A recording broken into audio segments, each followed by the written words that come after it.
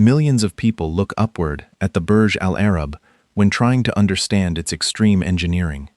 They photograph the massive sail structure and admire the helipad suspended hundreds of meters in the sky. But if this iconic building ever faced a serious structural crisis, the earliest warning sign would likely appear somewhere tourists almost never point a camera. It would begin far below the visible waterline. Surrounding the artificial island beneath the hotel is a specialized, active marine defense system. Recently, around 1,500 concrete armor units protecting this perimeter required reinforcement as part of a long-term maintenance program. This specific detail immediately shifts how we must look at the structure. Why does the artificial island beneath one of the most recognizable buildings in Dubai need an armor system reinforced at all? When you stand on the mainland and look out toward the hotel, the artificial island appears to be nothing more than a stable platform. It looks like a permanent piece of geography that simply holds the massive structure above the waves. Tourists assume the island is as solid as bedrock, completely immune to the ocean surrounding it. But that outer layer is not architectural decoration. It is highly engineered coastal infrastructure designed for a punishing environment. The outer defense system consists of heavy concrete armor units carefully interlocked around the perimeter. Their primary function is to absorb and dissipate incoming wave energy before that kinetic force can strike the reclaimed landmass directly behind them. Without this continuous energy dissipation, the waters of the Arabian Gulf would constantly interact with the fill material, forming the island itself. What interests me here is not simply that Dubai spent millions to build a seawall offshore. The interesting part is that a seawall has a job that never actually ends. It is a permanent, active defense against an ocean that never stops moving. This reality forces us to ask a forensic engineering question. What happens if the physical defense outside the island eventually becomes locally less effective than the marine environment attacking it? This is not a hypothetical question about the distant future, but a daily operational reality for any structure built directly into the sea. The dangerous pathway here is not a single, sudden event. It is a theoretical chain reaction where one compromised step creates the exact conditions required for the next. If the outer armor degrades locally, greater wave and current energy reaches the vulnerable material directly behind it. That increased kinetic exposure accelerates local sediment erosion along the unprotected boundary of the island. Persistent erosion alters the geometry of the seabed, directly surrounding the infrastructure. This shifting seabed creates the potential for scour, a process that physically removes the critical soil supporting the deep foundation environment. Reduce that surrounding soil support, and the foundation system must respond to the altered loads.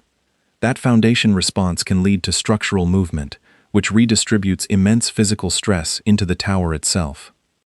The danger lies in how seamlessly these individual mechanisms connect under the surface.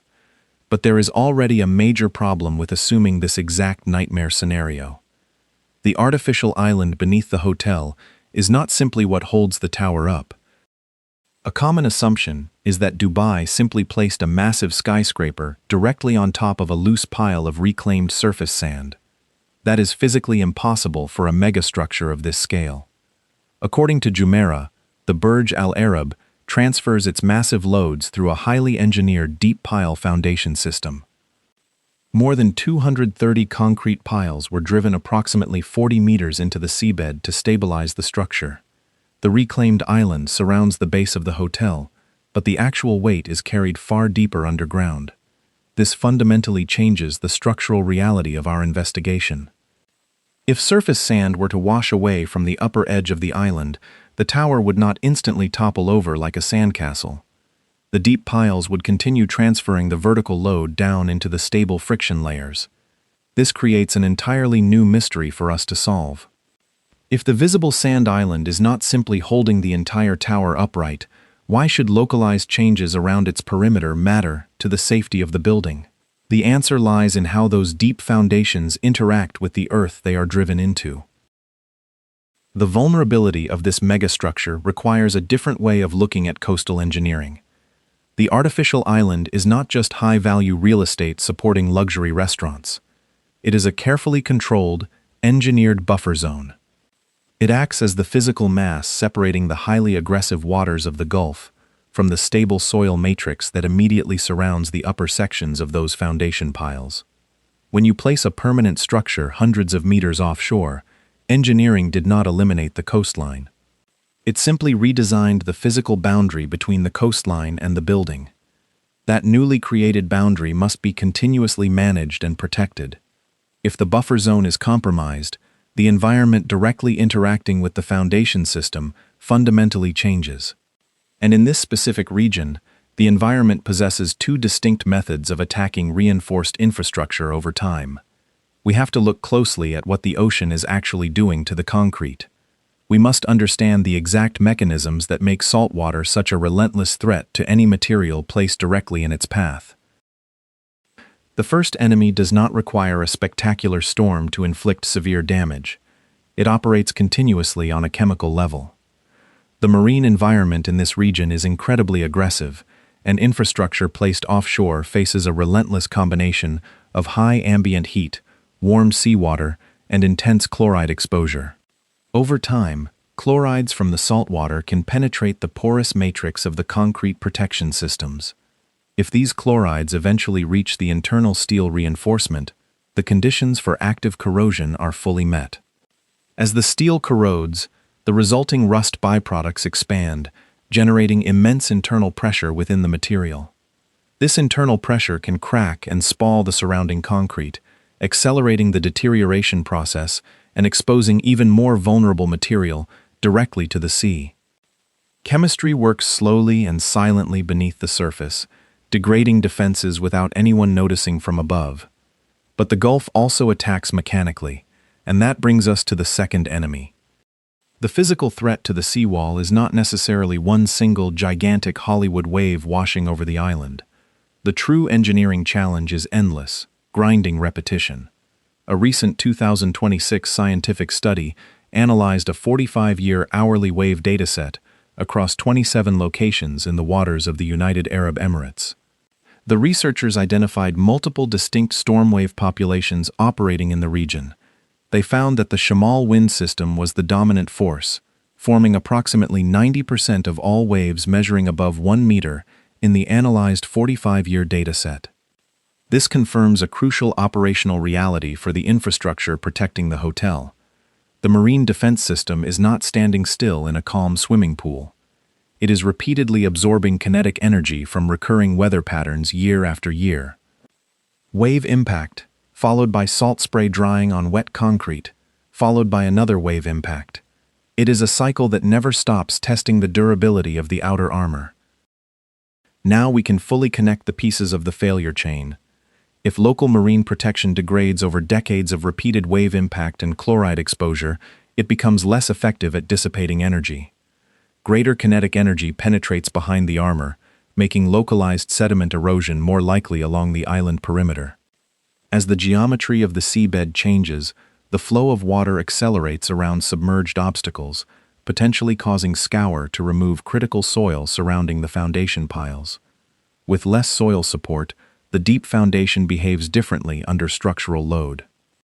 And only eventually does the visible tower above the water become part of the problem. We must be incredibly clear on one factual point right now. None of the evidence analyzed for this framework proves that this specific failure chain is currently occurring beneath the Burj Al Arab. But the theoretical pathway clearly exists, which forces us to ask a much darker operational question. What exactly would engineers have to see before collapse became a serious structural concern? We need to define the actual warning signs that would trigger a massive engineering intervention. To understand how an offshore megastructure might actually show signs of distress, we have to completely change our perspective. We must shift from explaining theoretical threats to investigating physical suspects. If the environmental conditions surrounding the deep foundation changed, the evidence would not appear at the top of the tower. You would not see cracks in the gold leaf or shattered glass in the luxury restaurants. It would begin with one of three primary suspects hidden down at the waterline or far below it. Suspect A is the marine armor protecting the perimeter of the island. Suspect B is the hidden sediment and seabed geometry interacting with the foundation system. Suspect C is the physical movement of the structure itself in response to changing loads. If you had to inspect this artificial island tomorrow, which would you check first? You have to decide where the most immediate risk to the stability of the hotel actually lies. The most logical place to begin any investigation is the perimeter defense. When we look closely at the armor system we saw earlier, we find specific engineering priorities. The Structural Reinforcement Project specifically discusses marine durability and the stringent requirements for reinforcement within tidal zone exposure. This tells us exactly what the engineers are monitoring and why they must intervene. A protective system exposed to the Gulf is not a static piece of infrastructure that you build once and simply forget. It requires active, continuous life cycle attention to remain effective against the elements. But we must preserve a critical engineering distinction here. Ongoing maintenance within a tidal zone does not equal imminent structural failure of the building. It simply means the operator understands a fundamental rule of coastal infrastructure. If the outer layer is ignored, the environment will eventually reach the vulnerable layers behind it. Once that happens, the problem moves inward to the material supporting the foundation.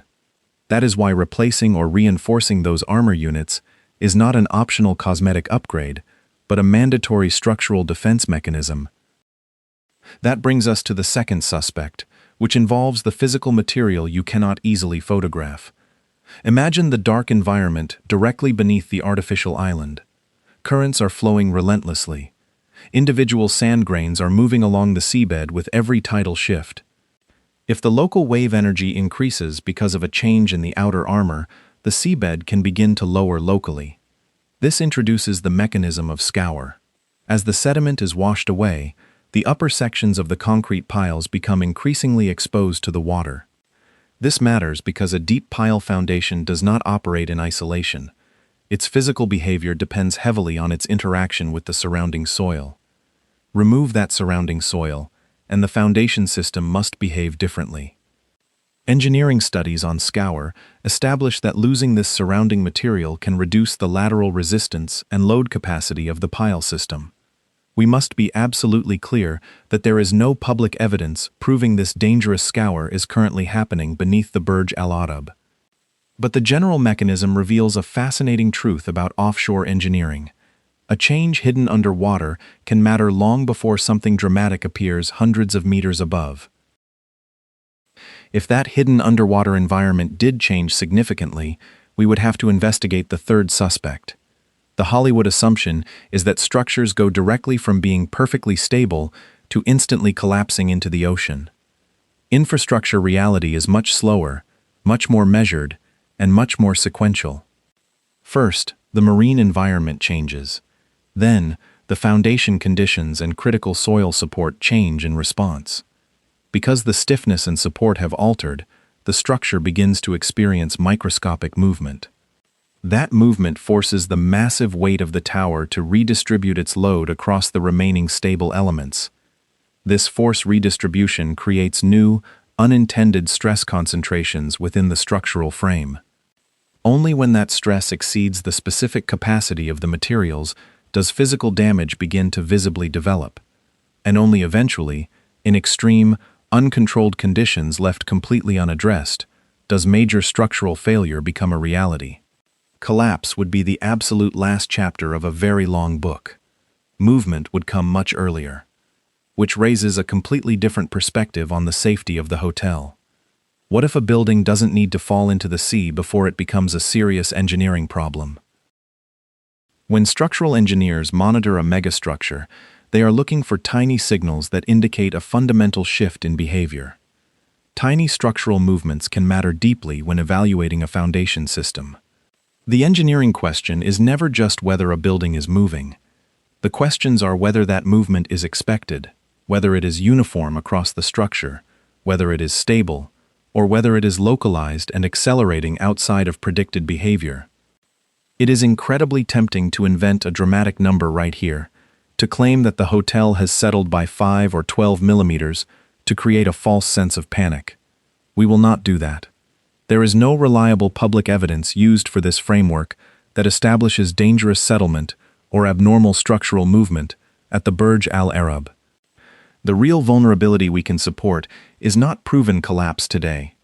It is the sheer number of systems and maintenance layers required to prevent a potential failure chain from ever becoming relevant. This brings us to the ultimate reality of building offshore in Dubai. Look at the perfect, meticulously maintained gold interiors of the luxury suites. Now cut to the wet marine concrete taking the relentless physical impact of the Gulf. Look at the flawless, high-altitude restaurants floating calmly above the city. Now look at the punishing, highly corrosive realities of the tidal zone just above the waterline.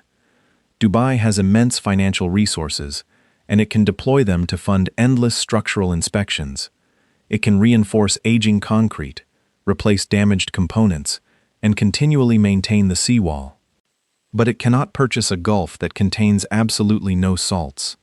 It cannot buy an ocean that produces no storms and moves no sediment across the seabed.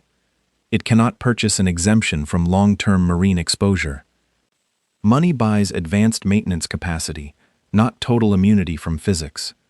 The environment will always find the weakest point eventually if the defense is not sustained. Nature does not operate on a budget, and it never has to wait for an inspection report to continue its slow, grinding work. In April 2026, Jumeirah announced a phased restoration program for the hotel after more than 25 years of continuous operation. The official materials for this prestigious project focus extensively on preservation. They highlight interior design updates, architectural heritage, and ultra-luxury craftsmanship designed to maintain the building's exclusive status. This creates a fascinating split-screen reality. Above the waterline, millions of dollars are spent perfecting gold leaf and redesigning high-altitude suites for elite guests. Below the waterline, at the exact same time, the physical reality of wet marine concrete and sediment exposure continues entirely unchanged. The part of the Burj Al Arab that creates its global image is entirely above water. But some of the critical infrastructure that determines whether that image can remain safely offshore is almost completely invisible. While guests admire the restored interiors, the foundation environment silently faces the same relentless pressure it has endured for decades. To understand the true scale of that hidden infrastructure, we have to define what an actual structural crisis would require. The Burj Al Arab would not collapse simply because a single concrete armor unit cracked under a wave. A catastrophic event would require a disciplined, multi-layer failure chain. Layer 1 begins only if the local marine protection degrades or becomes deeply compromised over a sustained period. Layer 2 occurs as more wave and current energy successfully reaches the vulnerable material directly behind that outer protection. Layer 3 develops when persistent local erosion and scour permanently alter the soil support conditions around crucial parts of the deep foundation. Layer 4 is reached when the foundation behavior changes enough to produce measurable movement or altered load distribution across the structure. Layer 5 happens when that internal movement exceeds acceptable engineering tolerances, forcing physical structural damage to visibly develop. And Layer 6 is the ultimate consequence, where a major structural crisis becomes plausible only if the previous 5 stages are allowed to continue entirely uncontrolled. This sequence is the core principle of offshore maintenance. Inspection, continuous reinforcement, and precise monitoring exist specifically to break these failure chains at Layer 1 or 2, long before the visible tower ever becomes the problem. The defense system must remain active precisely because the battle with the environment never truly pauses. When we return to the aerial images of the hotel, the architecture looks exactly the same as it did at the beginning, but our understanding of what lies beneath it has completely changed. There is no reliable evidence presented in this framework demonstrating that the Burj Al Arab is currently collapsing. But that factual reality does not make the engineered environment below the surface any less critical. From the exact moment Dubai placed this megastructure nearly 300 meters offshore, it accepted a permanent engineering bargain. The hotel receives its extraordinary, globally recognized location. In exchange, the Arabian Gulf gets unlimited time. Dubai can continue inspecting, repairing, and reinforcing the seawall. It can deploy advanced engineering teams to monitor the sediment and evaluate the foundation piles. But no amount of financial resources can permanently switch off the salt, the waves, and the relentless coastal exposure. Maintaining the defense means the battle never truly ends. The true achievement is not simply making the building stand once, but continuously preserving the exact conditions that allow it to stay there. Tourists will always see a luxury hotel standing effortlessly above the water.